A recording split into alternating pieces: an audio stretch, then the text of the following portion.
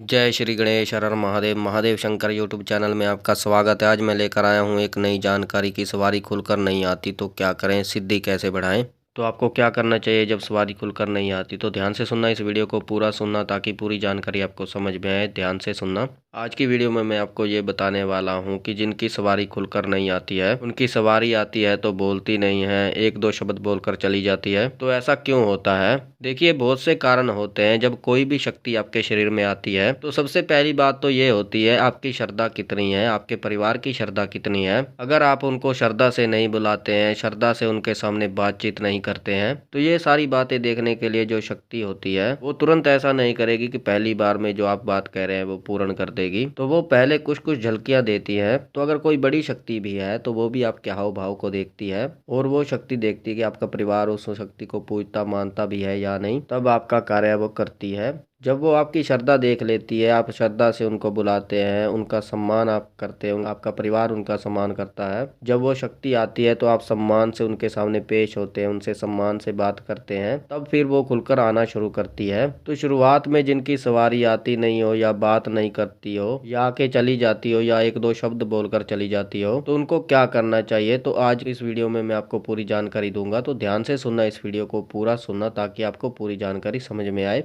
तो जिन लोगों पर सवारी आती है वो नहीं चाहते कि उन पर सवारी आए, तो वो भी उपाय हो जाते हैं। तो आप अपनी सवारी के बारे में, ना आने के बारे में कहीं भी आप जाकर अर्जी लगा देते हैं। किसी के ऊपर सवारी आती है, जिस व्यक्ति के ऊपर सवारी आती है उसके पास जाकर आप अर्जी लगा देते हैं। जो शक्ति आपके शरीर पर आती है या आना चाहती है, वो आपकी मंशा समझ जाती है कि आप उनकी सवारी नहीं चाहते, तो फिर वो सवारी नहीं आती, वैसे ही आपके साथ रहती है। तो करना क्या है, जिनके ऊपर सवारी खुलकर नहीं आती, जिनको अपनी सवारी खुलकर लाना चाहते हैं अपने ऊपर, जिनकी सवारी बात नहीं करती, जिनकी सवारी एक दो वचन बोलकर चली जाती है, तो आपको क्या करना है। तो देखिए, इसके बहुत सारे कारण होते हैं। तो उसका सबसे बड़ा कारण तो एक ये भी है कि आपका तपोबल जो आपके शरीर का है वो एक जैसा नहीं रहता। आपका तपोबल ऊपर नीचे होता रहता है। तो ये तब होता है जब आप पूजा पाठ नहीं करते, लगातार पूजा पाठ नहीं करते, जब आप हवन नहीं करते, जब आप लगातार आध्यात्मिक होकर नहीं चलते। कभी पूजा कर ली, कभी ना की, कभी कर ली, कभी ना की। तो ऐसा करने से आपके जो शरीर का तपोबल है वो ऊपर नीचे होता रहता है। तो इससे जो शक्तियां होती हैं उनका अनुभव भी जो है वो आपको ज़्यादा नहीं होता, कम होता है।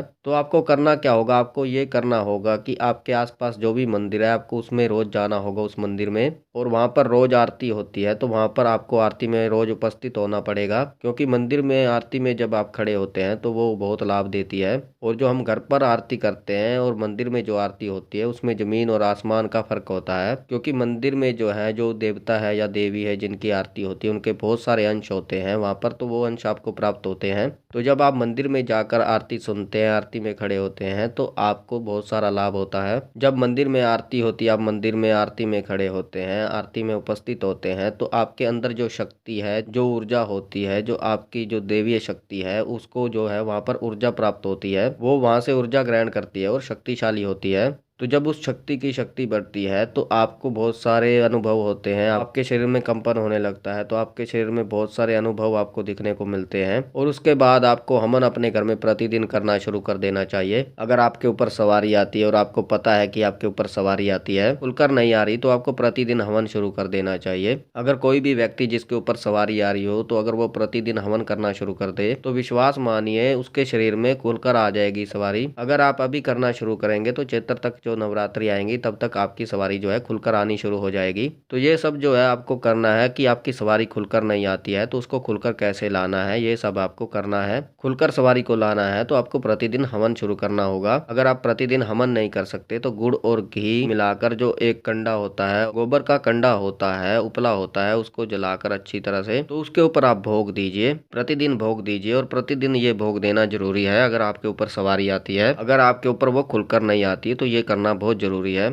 साथ में आपको मंत्र जाप करना बहुत ही जरूरी है, बहुत ही महत्व होता है मंत्र जाप का। आपको ध्यान लगाना है मंत्र जाप में, आपको इधर उधर ध्यान नहीं भटकाना है। तो जब आप मंत्र जाप करते हैं, ध्यान करते हैं, तो जो भी आपके ऊपर सवारी आती है वो अपनी पूरी शक्ति आपको प्रदान करती है। बहुत सारे ऐसे लोग हैं जिनके ऊपर सवारी तो आती है पर वो मंत्र जाप नहीं करते, ध्यान नहीं करते, तो उनकी सवारी जो है पूरी शक्ति उनको प्रदान नहीं करती और उनके ऊपर बोलकर नहीं आती। और जो व्यक्ति जिसके ऊपर सवारी आती है वो व्यक्ति वो कार्य नहीं कर पाता जो दूसरे व्यक्ति कर पाते हैं। वो किसी का संकट नहीं काट पाते, किसी के भूत प्रेत को हटा नहीं सकते, किसी की समस्या दूर नहीं कर सकते, किसी की परेशानी नहीं दूर कर सकते। अगर आप मंत्र जाप करते हैं, ध्यान करते हैं तो आपकी शक्ति बढ़ती है। जो शक्ति है वो आपको शक्ति प्रदान करती है, उसकी शक्ति बढ़ती है तो आप बड़े से बड़े रोग को हटाने में सक्षम हो जाते हैं, बड़े से बड़े भूत प्रेत को हटाने में सक्षम हो जाते हैं। तो अगर आप चाहते हैं जो दैवीय शक्ति आपके ऊपर आती है वो अपनी पूरी ऊर्जा आपको प्रदान करे, अपनी शक्ति आपको प्रदान करे, तो आपको ध्यान और आपको मंत्र जाप जरूर करना चाहिए। तो ऐसा करने से जब भी आपके ऊपर सवारी खुलकर आएगी तो आपको जो है दिव्य शक्तियां प्राप्त हो जाएंगी।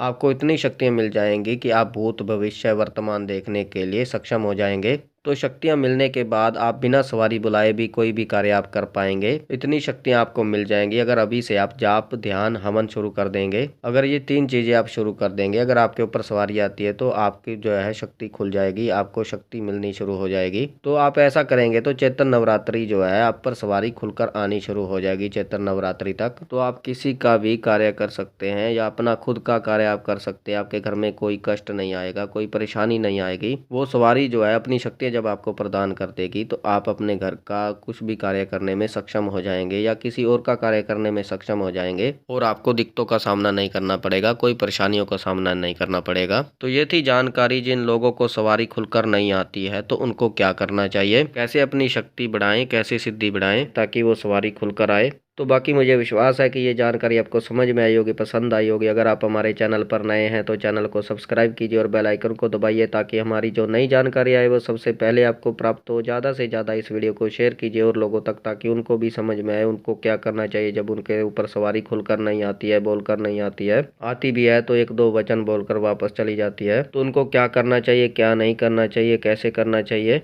उनको मंत्र जाप जरूर करना चाहिए, ध्यान करना चाहिए, उनको हवन करना चाहिए, उनको आरती में उपस्थित होना चाहिए किसी भी मंदिर में, ऐसा उनको डेली करना चाहिए। लाइक करें, कमेंट करें, कमेंट में हर हर महादेव अवश्य लिखें। मैं महादेव और माता पार्वती जी से ये प्रार्थना करता हूँ कि आप पर सदैव कृपा बनाए रखें, आप खुश रहें, आपका परिवार खुश रहे, आपके सारे कार्य सिद्ध हो, आपकी हर मनोकामना पूर्ण हो, आपकी सारी इच्छाएं पूर्ण हो, आपके समस्त दुख दूर हों। तो हम मिलते हैं एक नई जानकारी के साथ, तब तक के लिए हर हर महादेव, हर हर महादेव, हर हर महादेव।